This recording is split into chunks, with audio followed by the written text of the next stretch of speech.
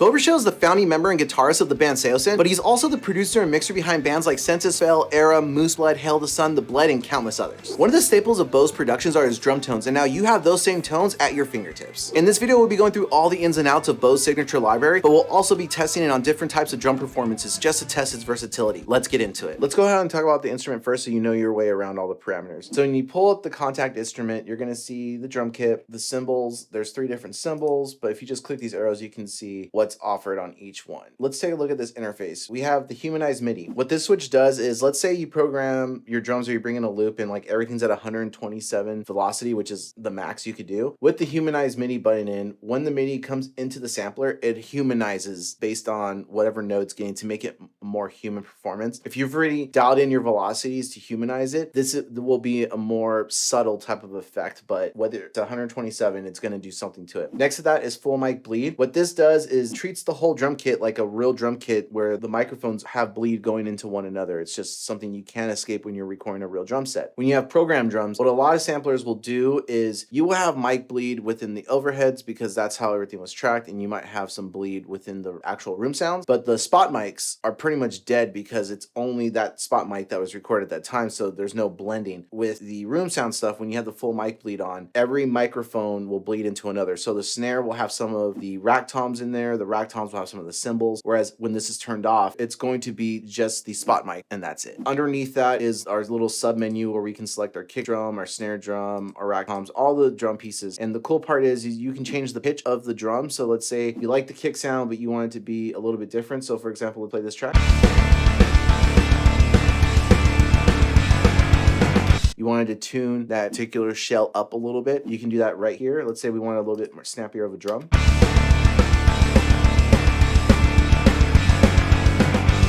There we go. And where we can bring it down.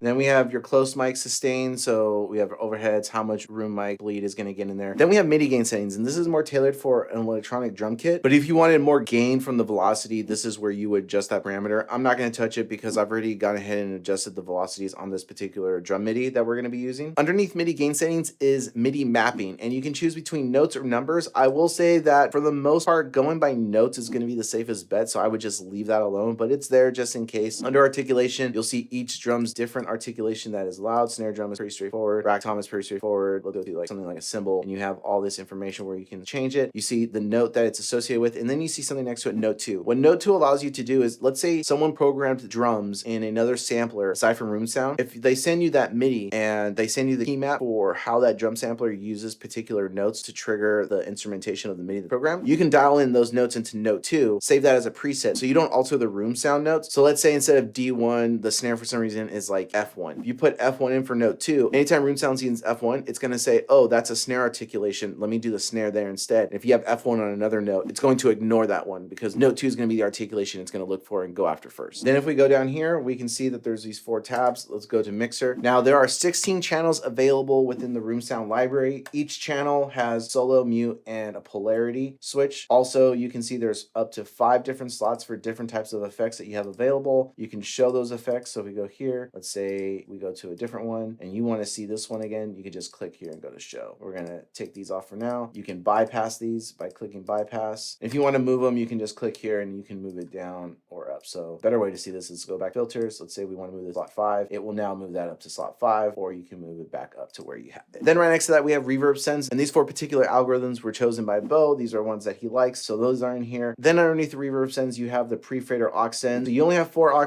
sends, but each channel can send as much information of that particular channel. So if we wanted to send some of kick 1 to this one, some of snare top to this first aux track, but we also wanted to send, to aux 2, the kick, the snare, and let's say the toms as well. Because let's say we're going to do a shell parallel bus. This is what this is designed to do, and it gives you 4 different options to do parallel processing. Then right next to that, we have the bleed controls, and this is how much bleed is coming from this kick drum and going into the snare track, the toms, everything that's selectable. So you can dial it back, do more or less of. And to get really good programmed drums, I really recommend you go and fine tune all these parameters so you can really dial in like a very nice organic drum sound. But this is available for you. And then you also have the global master. Beau uses a trick that he uses an actual drum trigger when he records drums, and he blends that trigger sound back in with the snare track to get that poke that comes from that rim shot. It helps get you a more snappier, attackier sound. So here you can adjust the sustain and the volume of that. If you want to hear what just that trigger sounds like, just hit the solo button, you can hear the trigger. Then on each channel, underneath that, you can see channel info, and it tells you exactly what was used. All these drum sounds were recorded on an API console and just straight console and microphone. There was no additional processing on any of this stuff. Next is channel output, and right now it's only set to a stereo master, but if you wanted to set it up for the 16 channels that's available, I've made 4 different videos on how to do this on Pro Tools, Logic, Cubase, and Reaper. You can see them on the screen, and I will link them down below. So if you want to set up multiple sends or multiple tracks using this drum track so you can then apply your own processing later, go watch those videos. They'll show you how to do it, but that's what this option here is for. Next to the mixer tab, we have the key map, and this is where if you wanted to, you can make different presets. Instead of using the second articulation, you can make MIDI maps importing drums that are from Superior Drummer, Drum Forge, Perfect Drums, whatever drum sampler you're using. This is where you would come and you would change those notes. The record button right next to it is to record the input coming in. For importing MIDI, I wouldn't really recommend this because sometimes it doesn't know what it's looking for, and if the MIDI notes are too weird, you'll get weird notes. This is more for electronic drums, and if you're trying to program, for some reason you have like a really big electronic drum set, you can go to the instance you're trying to trigger, hit that drum, and then it will recognize it, and now you've programmed it. So this is more catered again towards electronic drums. You can use it for other drum MIDI, but it's very complex stuff with ghost notes. It can get really, really hairy. Then the very first tab is grooves, which is recorded electronic drums that are already ready for you to go to use for your writing purposes or for song, whatever you want to do. So now you have a lay of the land. Let's get into what's awesome about this drum sampler is that Beau has so much experience and his drum tones are always so good. You don't really need to do a lot of tweaking. Find the right snare, tune the drums a little bit, and you're in the pocket for any style. So we're going to do a pop punk track first. I also have like a thrash song and then like gent arena rock type song that we're going to try out. So let's check out these pop punk drums.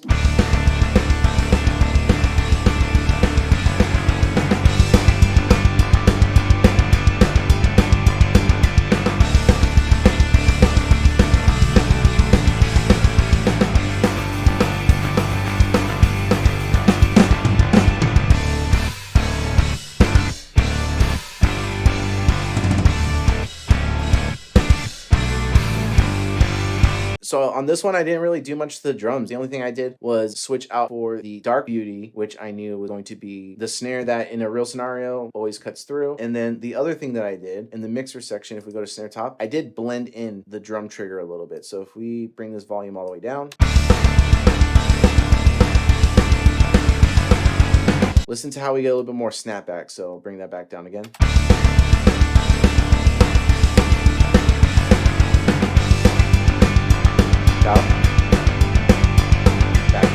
The snare trigger really helps get you that extra snap without having to use a clipper or a transient designer. Sounds great. Really don't have anything left to say on this pop punk track. Let's go check out the arena rock gent style track. So earlier when we were going over the overview, I talked about the note 2 articulation that each drum has. So if you're importing drums that were programmed in a different drum library, you can use that instead of reprogramming the whole key map, which is what I actually did on this particular track because the drums were originally programmed using Perfect Drums. And here's the key map on the right hand side. Right here under MIDI note 2, you can see where I put the new articulations. Just so you can see this in action, let's actually do it with a drum right out the gate. Let's go to the right crash. So the right crash will be triggered on A2 instead of B4. Let's take this off actually and press play.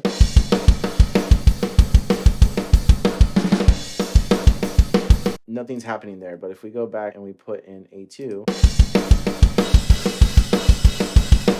it went for that second articulation note, which to me, this is really cool. I love having this option. I save that MIDI map that way. I don't get confused if I have, for some reason, 2 instances of a room sound drum library. I know that the main articulation note is always going to be the default, and I can always do note 2 articulation. I don't have to import or export. I can have that note fluctuation. All right, let's take a listen to these drums on a gent arena style song.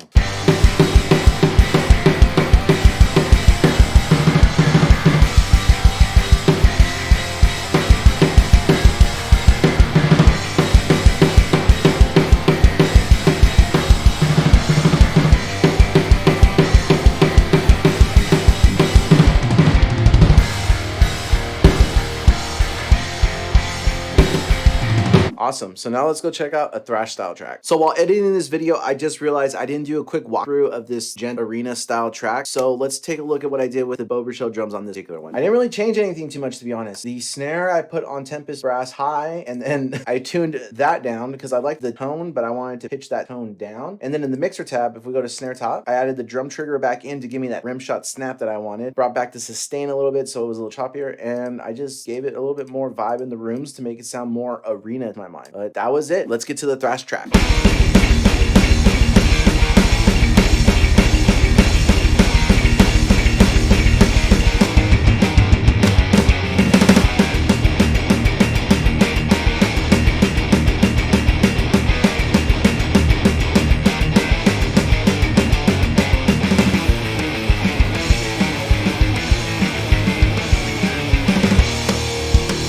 So let's talk about what I did on this one. This one I used the Arlington Ash snare, but I also pitched it up as well as the kick drum. I pitched that up as well. And then over here in the mixer, all I did was add a little bit more drum trigger to get more of that rim shot type of sound from the drum trigger. And I was good to go. So if you're worried Beau's library could only do one style of drum, like rock track, well, as you can see, it could pretty much do everything that you need it to do. And if you've gotten this far and enjoyed the video, do us a favor and boop that like button below for the almighty YouTube algorithm. We'd greatly appreciate it, and we'll see you in the next video.